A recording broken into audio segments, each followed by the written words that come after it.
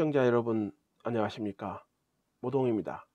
오늘로 내년 3월 9일 대선이 4개월 남았습니다.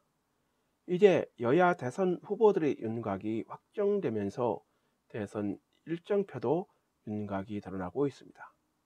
말 그대로 120일간의 대선 전투가 시동을 걸었습니다. 국민의힘은 지난 5일 윤석열 전 검찰총장을 대선 후보로 확정하고 본격적인 대선 행보에 시동을 걸었습니다. 이에 앞서 더불어민주당은 우여곡절 끝에 이재명 후보를 대선 후보로 확정한 상태입니다. 정의당의 경우도 심상정 후보가 대선 레이스에 시동을 걸었습니다. 그리고 안철수 국민의당 후보도 대선 출마를 선언해 유력 대선 후보들의 진용이 갖춰졌습니다. 이제 국민들은 누구를 차기 대통령으로 점 찍을 것인가에 대한 고민이 깊어지고 있습니다. 그동안 숱한 논란을 딛고 제1야당의 후보로 선출된 윤석열 후보에 대한 첫 여론조사에 대해 관심이 모아졌던 것이 사실입니다. 국민의힘 후보인 윤석열 후보가 과연 대선 후보로 확정된 후 컨벤션 효과를 거둘 수 있을 것인지에 대한 관심이 높았던 것이 사실이죠. 그런데 지난 주말부터 발표된 각종 여론조사에서 윤석열 후보가 후보 선출 후 이재명 후보의 양자 대결에서 선전하고 있는 것으로 나타났습니다. 여론조사 기관에 따라 조사 결과가 다르게 나오고 있지만 윤석열 후보는 이재명 후보를 5차 범위 밖에서 따돌린 것으로 나타났습니다. 이는 이재명 후보에게 아픈 부분이라고 봅니다. 이재명 후보는 더불어민주당 후보로 확정된 후 후보로서의 컨벤션 효과를 전혀 보지 못했죠. 오히려 역 컨벤션 효과를 보이고 있다는 평가를 받고 있습니다. 반면 숱한 구설수에 올랐던 윤석열 국민의힘 후보는 후보에 당선되자마자 지지율이 상승한 것입니다.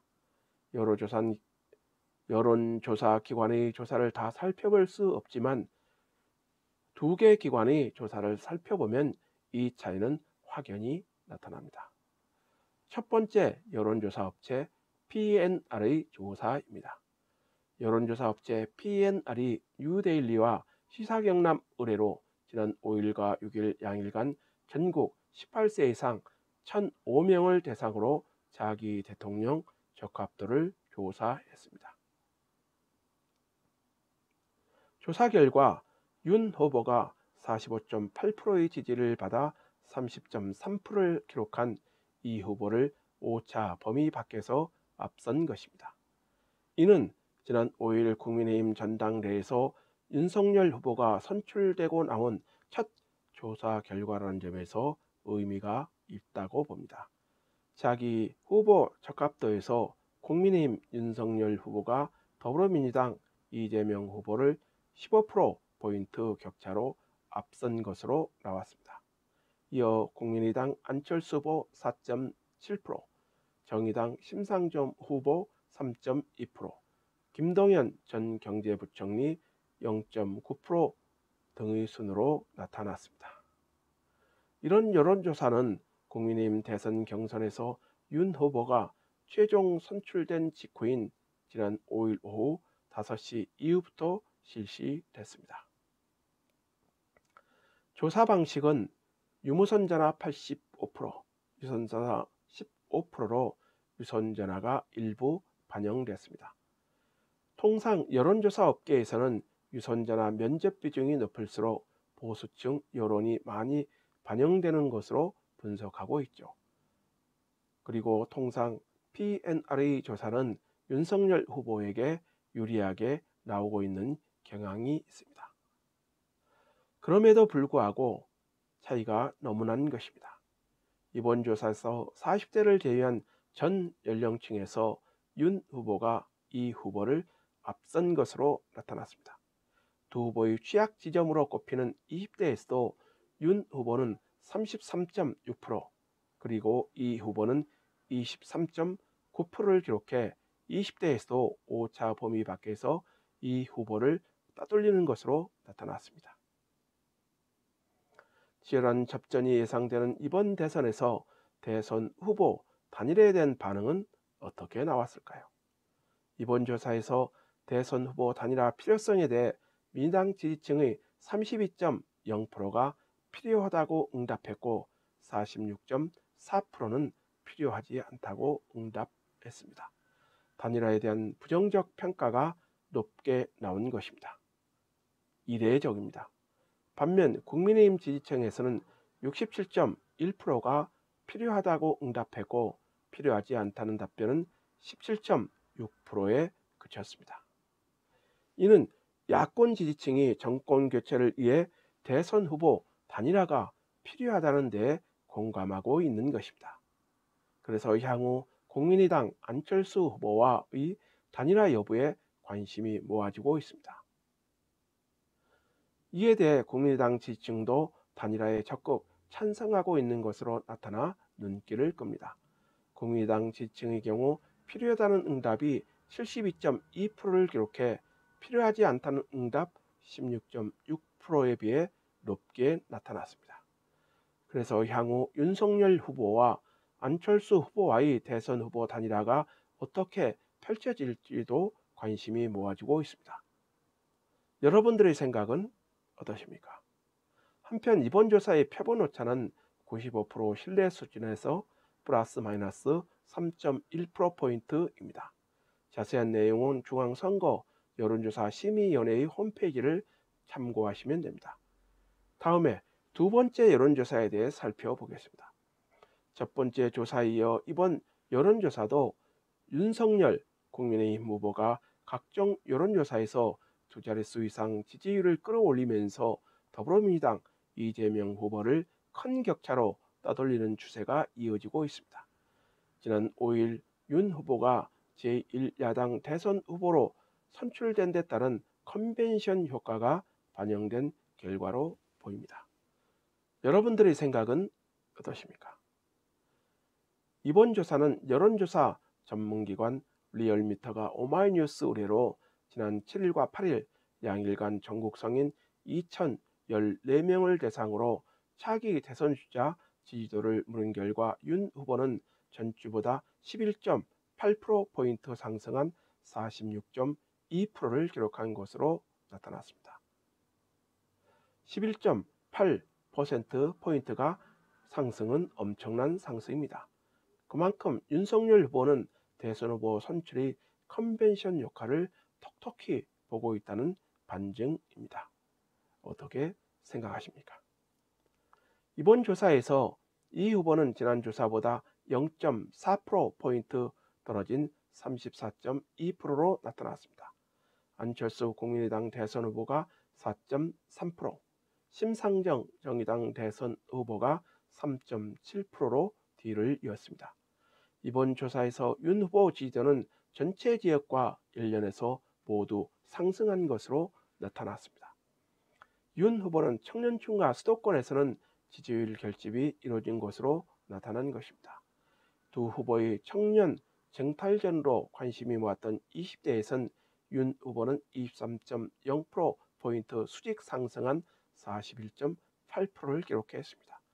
30대에서도 10.5%포인트 오른 39.5%를 기록했습니다. 지역별로는 서울에서 15.8%포인트 오른 50.5%를 얻었습니다.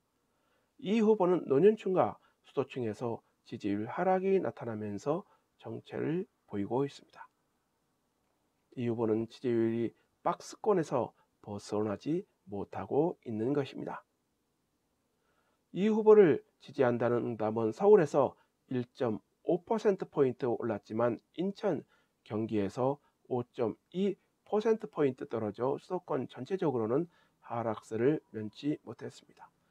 연령별로는 80에서 70세 이상에서 8에서 9%포인트 떨어졌고 20대에서도 지지율이 하락하며 23.3%를 기록하는 데 그쳤습니다. 야권의 단일화에 대해서 응답자의 반응이 팽팽히 맞섰습니다. 내년 대선에서 윤 후보와 안 후보의 단일화 전망을 묻는 질문에 단일화할 것이라는 응답이 43.0%, 그리고 단일화하지 않을 것이라는 응답이 40.0%로 오차 범위 내에서 팽팽하게 맞서는 것으로 나타났습니다. 그래서 윤석열 후보와 안철수 후보와의 단일화 여부가 주목을 받고 있습니다. 한편 이번 조사는 무선 90%, 유선 10% 임의 걸기 자동 응답 방식으로 이루어졌습니다. 표본 오차는 95% 신뢰 수준에서 플러스 마이너스 2.2%포인트입니다. 자세한 내용은 중앙선거 여론조사 심의위원회 홈페이지를 참조하시면 됩니다. 이처럼 윤석열 후보가 대선 후보로 확정된 후 첫 여론조사에서 오차 범위 밖에서 윤 후보가 앞서는 경향을 보이고 있습니다. 이는 이 후보가 대장동 게이트의 수렁에서 벗어나지 못하는 이유가 일조하고 있다고 봅니다. 이는 앞으로도 이어질 것으로 보입니다. 해법이 없기 때문입니다. 여러분들의 생각은 어떠십니까? 이번 조사로 가장 곤혹스러운 후보는 이재명 후보라고 봅니다. 그런데 9일 이재명 후보의 모든 일정이 전격 취소되는 사태가 발생했습니다. 이 후보의 부인 김혜경 씨가 낙상사고로 경기도의 한 병원에 입원했기 때문입니다. 당초 이 후보는 이날 가상자산 관련 청년 간담회, 청년 소방관 간담회, 전국 여성대회 등에 참석할 예정이었습니다. 전국 여성대회에서 후보로 선출된 윤석열 후보와의 조우가 이루어질 것으로 예상했습니다. 그런데 차질이 빚어진 것입니다. 이례적이죠. 이를 놓고 정치권에서 다양한 분석이 나오고 있습니다. 이에 대해 이 후보 측은 이 후보는 사전 약속을 지키지 못한 것에 대해 모든 관계자에게 송구하다는 뜻을 전했다고 밝혔습니다. 과연 얼마나 의중한 상태이기에 대선 후보의 모든 일정을 전격 취소했을까요? 궁금합니다. 여러분들의 생각은 어떠십니까? 이런 가운데 김진태 전 의원과 심상정 정의당 대표가 이재명 후보에게 직격탄을 날렸습니다. 김 전 의원은 7일 자신이 페이스북을 통해 김만배는 이재명이 배임 아니면 자기도 배임 아니라고 했다면서 유동규는 압수수색 직전 여기저기 정원화 통화한 게 동티가 나고 있다고 했습니다. 그러면서 대장동은 자신이 직접 설계한 거고 임대주택은 손해나니 안 지었다고 했다면서 이재명의 적은 이재명이라고 직격한 것입니다. 검찰의 봐주기 수사를 직격하며 이재명 후보의 책임론을 제기한 것이죠. 심상정 정의당 대표도 이재명 후보를 직격하고 나섰습니다. 심상정 정의당 대선 후보는 지난 8일 이재명 더불어민주당 대선 후보는 윤석열 국민의힘 대선 후보를 못 꺾을 것이라고 말했습니다. 이 후보에게 아픈 부분이라고 봅니다. 심 후보는 이날 오전 국회에서 열린 정의당 20대 대선 선거대책위원회 발족식에서 이번 대선은 과거의 정권교체냐 미래의 정권교체냐를 결정하는 선거라며 대선의 중요성을 강조했습니다. 심 후보는 내년 대선의 대진표가 그려졌지만 도대체 누굴 뽑아야 하나, 대장동과 고발 사주 사슬에 묶인 거대 양당 후보를 보면서 국민들의 시름과 한숨이 나날이 깊어져 가고 있다고 직격했습니다. 맞는 말입니다. 이어 이번 대선은 심상정과 윤석열이 대결이라고 선언했습니다. 심 후보는 대장동 사슬에 묶여서 똑같이 의혹 해명하고 검경 조사 불려다니고 그런 후보로는 윤 후보를 이길 수 없다고 비판했습니다.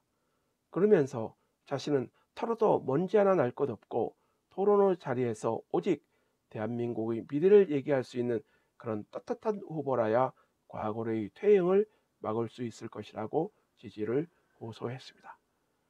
대선을 120일 앞두고 여야 대선 후보들이 물밑 행보도 빨라지고 있는 것입니다.